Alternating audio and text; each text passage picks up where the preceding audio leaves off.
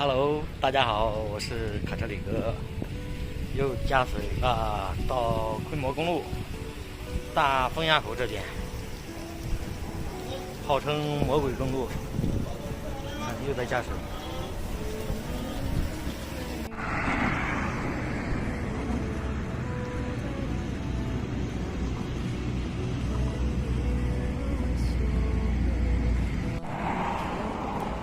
大风垭口至红光20公里长下坡，基本路况。这加多少钱？几十啊？几十？30了。都在加水，全是大型货车，一辆车30，这一天加水要赚多少钱啊？24小时营业。这生意是真好。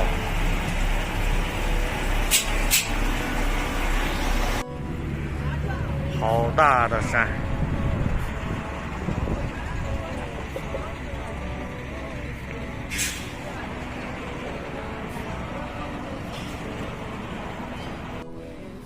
还有230公里就到地方了，还有差不多6个小时。